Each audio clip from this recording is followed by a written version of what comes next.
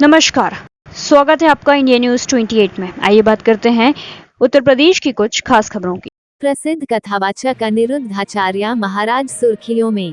मथुरा के वृंदावन धार्मिक पीठ से मातृशक्ति को लेकर की विवादित टिप्पणी।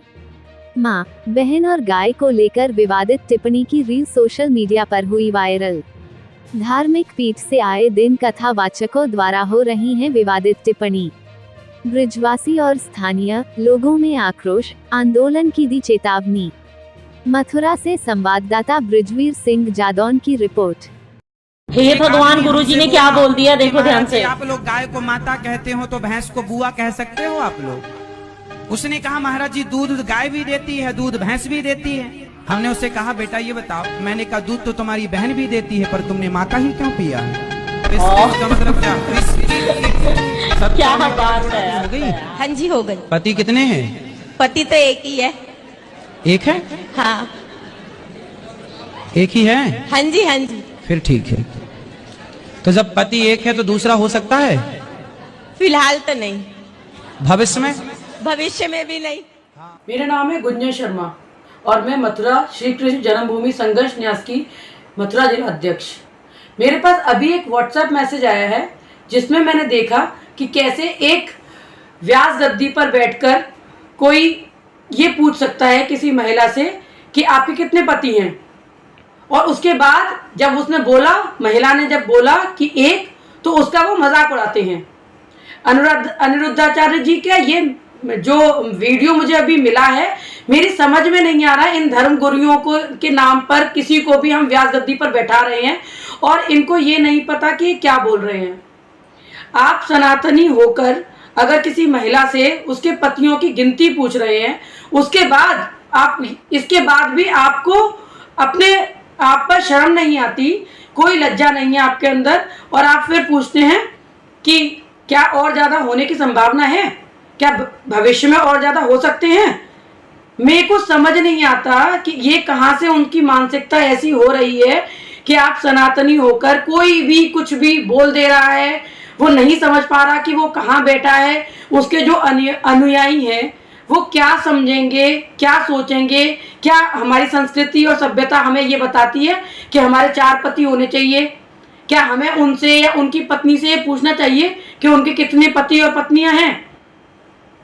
मैं आप सभी से हाथ जोड़कर प्रार्थना करती हूँ कि ऐसे पाखंडी गुरुओं का साथ छोड़िए, अपने घर में बैठिए, अपने ग्रंथों को पढ़िए, उनके बारे में जानिए और अपने सभी जो कार्य हैं वो स्वयं अपनी इच्छा से करिए। इनसे कोई पूछने की, इनकी सलाह मानने की कोई आवश्यकता नहीं है। ये आपकी मति को भ्रष्ट करने का कार्य कर रहे हैं और इन सभी से आपको और अपने परिवार को भी बचा के रखिए।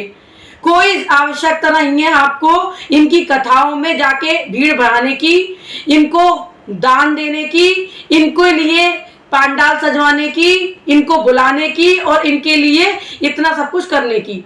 इनकी फॉलोअरशिप जितनी ज़्यादा बढ़ रही है, इनकी मानसिकता उतनी ज़्यादा तुच्छ होती जा रही है। और मैं आप सभी से ये प्रार्थना करती हूँ कि आप अभी समझ जाइए, वरना इन सब की वजह से आप अपने परिवार के लिए बहुत ही दुख भरी सिचुएशन में आ जाएंगे। जैसा आप देख रहे हैं कि आपसे गिनतियां पूछ रहे हैं आपके पतियों की, आपकी पत्नियों की। इसका मतलब आप समझ पा रहे हैं ये क्या चाहते हैं? क्या ये विधर्मियों की कोई चाल है, या ये गुरु ये स्वयं ये सोच रहे हैं, या ये नहीं समझ पा रहे कि ये किस संस्कृति को का प्रचार कर रहे हैं? इनका प्रचार और प्रसार जो हो रहा है वो हिंदू धर्म के बिल्कुल विपरीत है। आप इस बात को समझिए और इन धर्म गुरुओं को जितना हो सके इन सब से अपने आप को दूर रखिए। धन्यवाद। संत अनिरुद्धाचार्य जी ने ये वो महिलाओं के बारे में बोला है, उसको सुनकर थोड़ा दुख हुआ है। ऐसे संत यदि महिलाओं के बारे में इस प्रकार का भाव रखेंगे तो सनातन हिंदू क्या सोचेंगे। उन्होंने एक वीडियो में कहा है कि तुम्हारे पति कितने, ये एक महिला से पूछ रहे हैं। उन्होंने एक वीडियो में कहा है कि तुम अपनी बहन का दूध क्यों नहीं पीते। तो इस प्रकार का आप भाव मातृशक्ति के प्रति रखोगे तो समाज में क्या इज्जत रहेगी। तो मैं तो यही कहना चाहता हूँ अनिरुद्धाचार्य जी से कि आप मातृशक्ति से माफ़ी मांगिए, क्योंकि यदि आप जैसे संत इस प्रकार का भाव रखेंगे तो सनातन हिंदुओं के मन को बहुत ठेस पहुंचेगी। आप वृंदावन के क्या विश्व के जाने माने कथा व्यास हैं और आपको ज्ञान भी बहुत है, लेकिन इस प्रकार की हल्की बात करना, ओछी बात करना, ये बहुत चिंता का विषय है।